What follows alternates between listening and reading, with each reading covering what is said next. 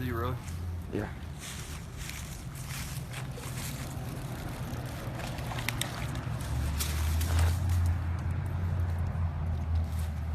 As simple as that.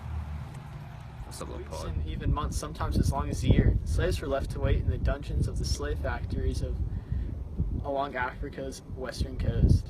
They had already made the long journey from Africa's interior. Out of around 20 million who were taken from their homes and sold into slavery, many did not complete the journey to the African coast, some of those dying along the way. The slaves were about to embark on the Middle Passage. It was called this because it's the middle leg of a 3-part voyage, a voyage beginning and ended in Europe. The first leg was the trip made up of goods and cargo. The cargo was exchanged for Africans. Fully packed with its slaves, the ship set sail for the Americas, which the slaves were exchanged for sugars, tobacco, or some other product. The final leg brought the ship back to Europe.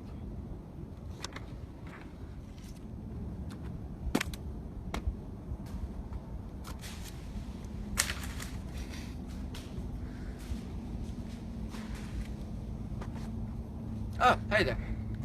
Did you know, the slaves boarding the ship were unaware of what lay ahead.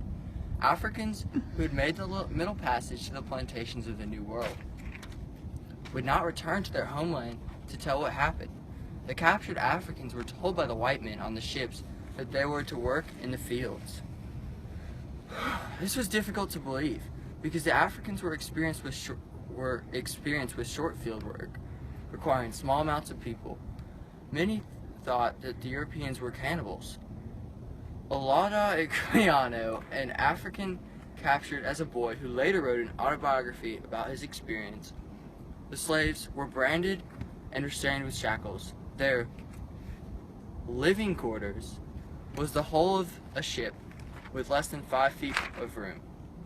In the large portion of the deck, sleeping shelves cut this limited amount of headroom in half.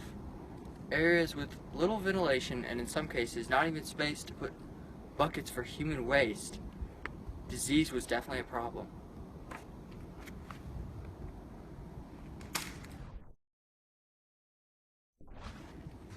Equiano said, the closeness of the place and the heat of the climate added to the number in the ship, which was so crowded that each of the scarce rooms to turn on themselves, almost suffocating them. This produced copious perspiration, so that the air soon became unfit for respiration from a variety of loathsome smells, and brought on the sickness of many slaves, of which many died. Faced with the bad conditions of the voyage, with knowledge of what lay beyond, many Africans preferred to die, although even the choice of suicide was taken away from the African slaves. The captain believed that the human cargo was so valuable that they had to be kept alive and, if possible, uninjured. A slave who tried to starve himself or herself was tortured. If that didn't work, the slaves were force-fed with the help of a contraption which held the mouth open. Pretty harsh. Even though the captain needed to keep as many alive as possible, Middle Passage mortality rates were high.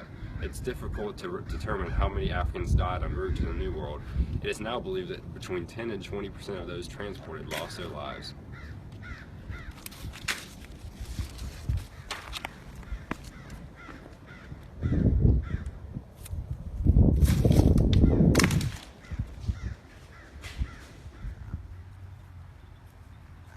The sound of an A+.